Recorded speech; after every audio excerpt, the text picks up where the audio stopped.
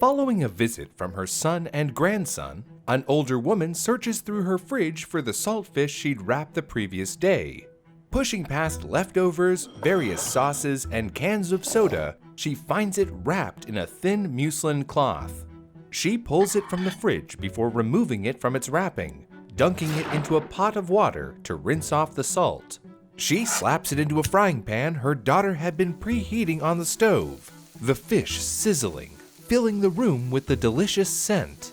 A moment later, her son returns, child in tow, complaining that he'd forgotten something or other.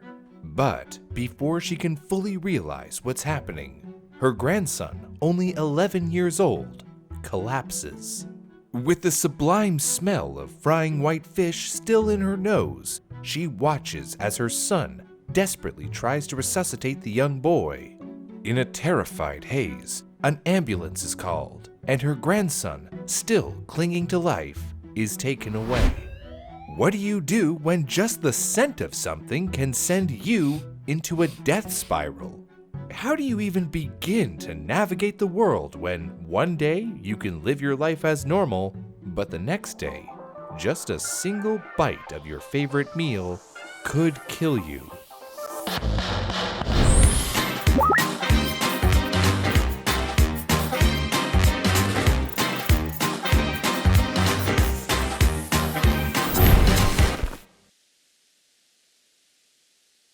Let's get into it. Cameron Jean-Pierre was a bright 11-year-old boy, happily attending 6th grade at Theodore Shore Middle School in New Jersey. It was the first day of 2019, and he was excited to celebrate the new year with his grandparents who lived in Brooklyn. They had a good visit. Hugs and kisses were exchanged before Cameron and his father left to return home.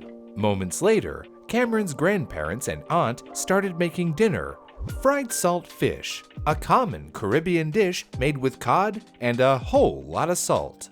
Then, to his grandparents' surprise, the boy and his father returned, having forgotten something in the apartment. Suddenly, the boy collapses. His breathing was labored and wheezing.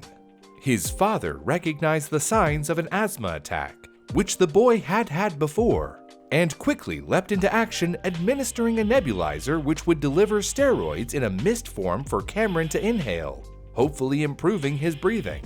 Cameron's condition started to improve, but took a turn for the worse shortly.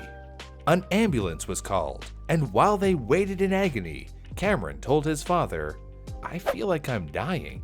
His father replied, "Don't say that. What are you talking about? Don't say that." Cameron slipped in unconsciousness, and his father began CPR. By the time the EMTs arrived, Cameron was still unresponsive. He was taken by ambulance to Brookdale University Hospital and Medical Center in Brooklyn, but when he arrived, medical staff pronounced the boy dead. Speaking to reporters with WABC, Cameron's father shared his son's last words. My son's last words was, Daddy, I love you. Then the boy gave his father 2 kisses before losing consciousness. Trying to make sense of this tragedy, it appears at first like Cameron's death was sudden and without explanation. But the real answer is a lot more straightforward than you might expect. Cameron was allergic to fish and suffered from a severe allergic reaction, triggering an equally severe asthma attack. According to Dr. Robert A. Wood, Director of Pediatric Allergy and Immunology at Johns Hopkins University School of Medicine, said that the coroner would likely identify this as a death from asthma induced by airborne allergen. That airborne allergen being the fish his family were cooking after he left. But how could a food allergy be so severe that just the airborne particles could put you in the hospital without ever touching it, let alone taking a bite? First off, let's find out what allergies really are, or at least food allergies. According to Johns Hopkins, allergies are the most common chronic health condition in the world, and they're basically when your body's immune system overreacts to otherwise harmless substances. Allergic reactions are connected to an antibody called immunoglobulin E, or IgE. When a person is exposed to an allergen, their body produces IgE antibodies, which would normally target and destroy harmful substances, but instead go too hard and cause harm to the person. However, how much harm depends on how sensitive the allergy. For example, for someone with a mild allergy to apples, eating them may just cause an itchy mouth and throat without much else. But for someone like Cameron, just the airborne particles were enough to trigger a severe reaction. I do want to dispel a misconception though.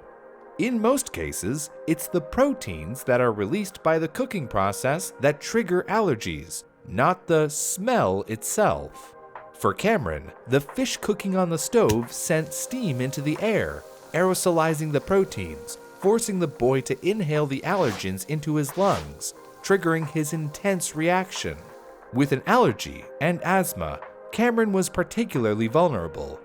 To add to the tragedy, if the fish had been cooked in the oven at a low temperature, the allergens that took Cameron's life might not have been released into the air.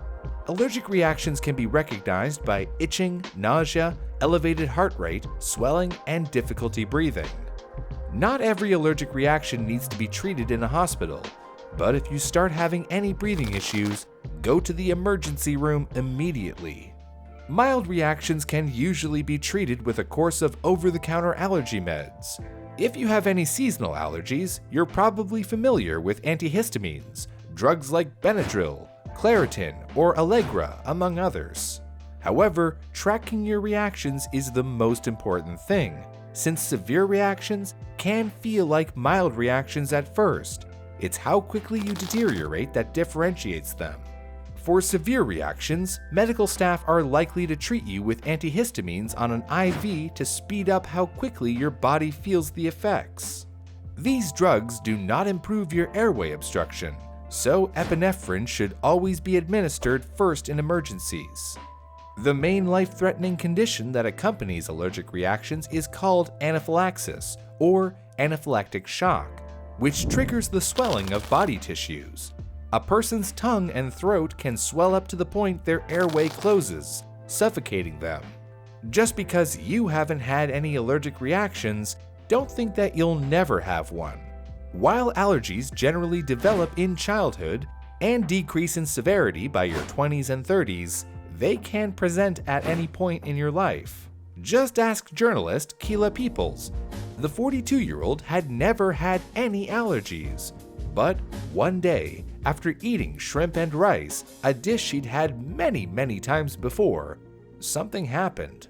Today's episode of Brew is sponsored by Skillshare. Skillshare is an online community committed to learning and inspiration. With thousands of classes, Skillshare is a great place for people who want to discover their creativity and learn new skills. Seriously, is there something you've always wanted to do but never knew how to get started? Skillshare is the place to be if you want to pick up a new hobby. Whether it's storytelling, outdoor photography, and even cookie decorating, you can find classes of all kinds to help you achieve your goals. We've been watching Andy J. Pizza's Find Your Style, 5 exercises to unlock your creative identity, and it gives you great advice for identifying your patterns in creativity and having fun while forging your own voice. It's not just lectures though. Andy has fun exercises you can do at home to start shaping your style. Skillshare is ad-free and new premium classes launch every week. Oh, and did I mention that Skillshare's entire catalog is now available with subtitles in Spanish, French, Portuguese, and even German? The language of love. Click the link in the description. The first 1,000 people to use the link in our description box will get a 1-month free trial of Skillshare.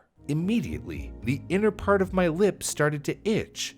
I didn't think anything of it. I was just like, oh, that's weird. Keila was awoken a couple hours later, only to find her lips had doubled in size. She took Benadryl and went back to sleep. Within the hour, her cat was pawing at her throat, and a voice inside her told her to get to urgent care immediately. When she arrived, the nurse examining her throat told her that it was closing up. Medical staff pumped her full of medication and questioned her. "Do you have any allergies?" they asked. "I have no allergies," she replied, only to receive a matter-of-fact response, "Now you do." What makes sudden onset allergies in adulthood so strange is that something that doesn't bother you today could send you to the hospital tomorrow. But regardless of whether it's in childhood or in adulthood, we still don't really know how or why allergies develop. According to the Carolina Asthma and Allergy Center, what we do know is that it's impacted by a number of genetic and environmental factors, like the hormonal changes that occur in pregnancy. That being said, it's intensely complicated. Like my Elden Ring build. That's a joke. My Elden Ring build is 2 katanas. Because if it ain't broke. Sometimes a person can grow into adulthood without ever encountering the substance that they're allergic to, giving the appearance of a sudden onset allergy, when in reality, they've been allergic to it their entire life. Though it matters little, since either way, you're dealing with a new chronic condition.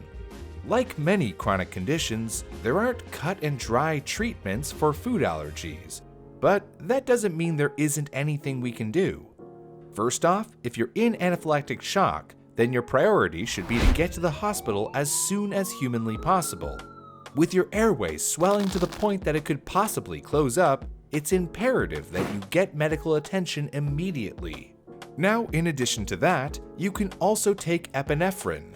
For the uninitiated, epinephrine is a manufactured form of our body's natural adrenaline and is used as a muscle relaxant to help open up your airway in the case of severe allergic reaction. It also improves blood pressure and increases your heart rate.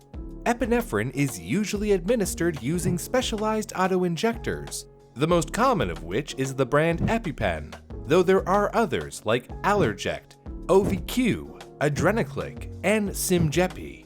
It's also useful to note that there aren't any negative side effects of taking a dose of epinephrine when you didn't need it. But, like any drug, taking too much will harm you though.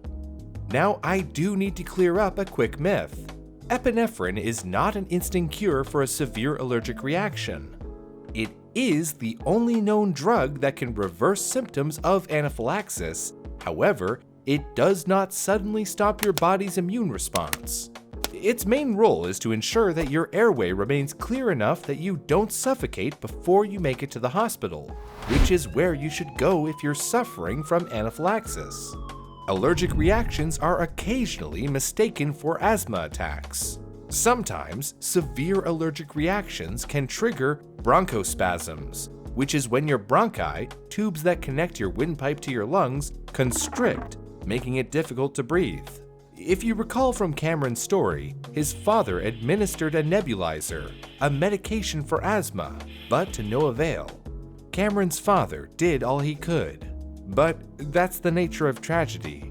It's easy to see what to do in retrospect. Unfortunately, epinephrine is the only viable medication to treat anaphylaxis.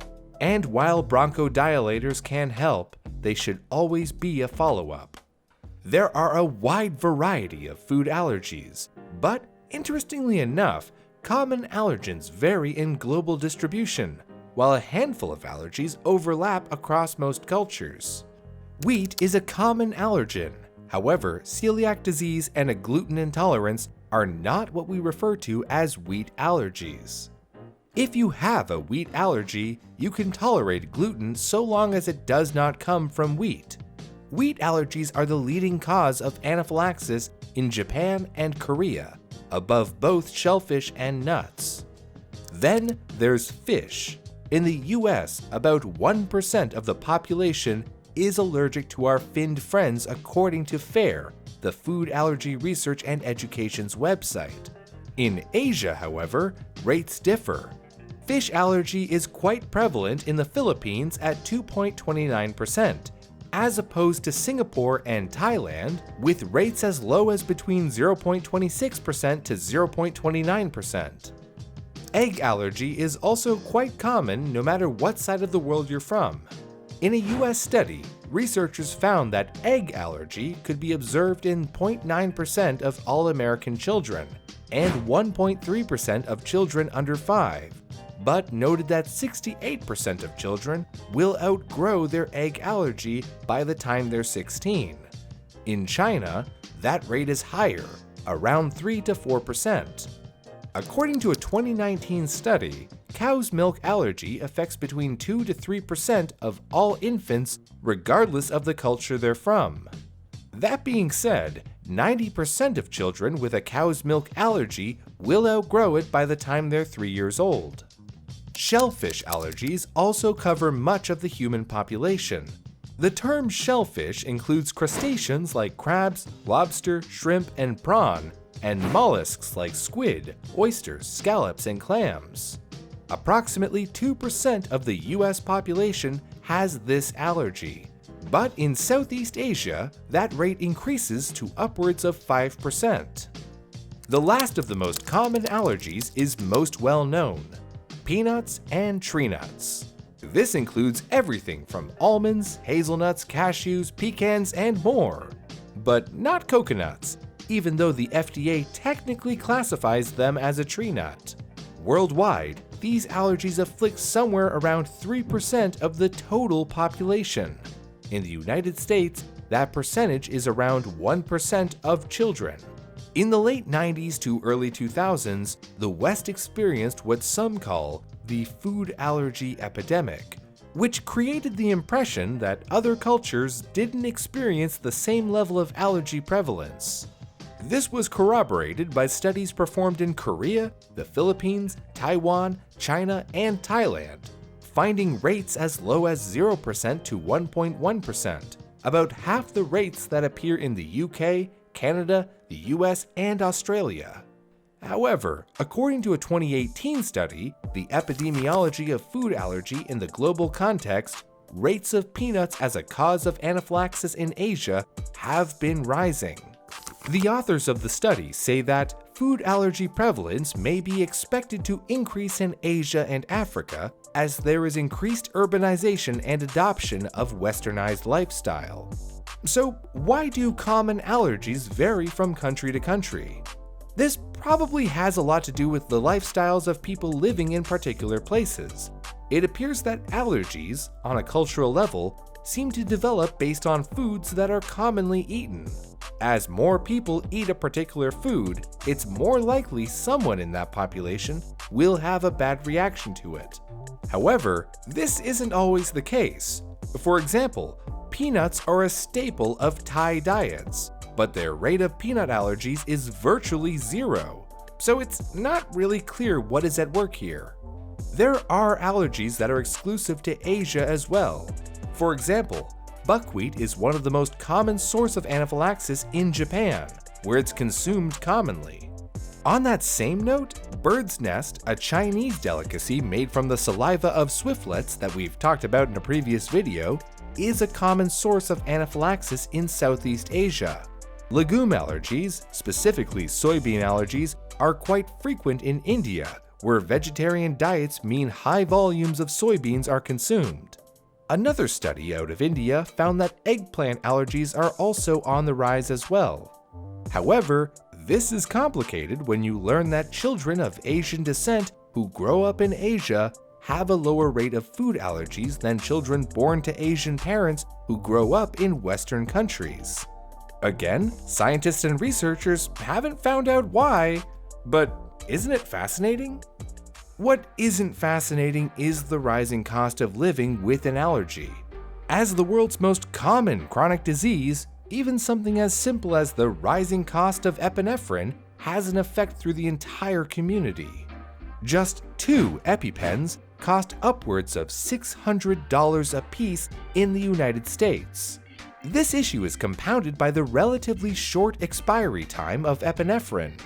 You can expect them to expire within a year, and given the life-threatening nature of certain allergies, individuals and families are basically married to buying them year in, year out in case of an emergency. Now, what makes living with a life-threatening allergy especially convenient is that since 2007, Mylan, the pharmaceutical company that bought the rights to manufacture EpiPens, has raised the price from $100 to $600. But don't worry, Heather Bresch, chief executive for the company, said that the public needed a solution and wanted a solution. So did they immediately reverse this decision and change the price back? No! They released a generic budget version selling for $300. Last time I checked, 300 was more than 100, right? In Canada, anaphylaxis level allergies are considered disabilities under both the Charter of Rights and Freedoms and our human rights legislation. While Canadian prices for epinephrine are lower with an EpiPen injector costing about $120, the reality is the same.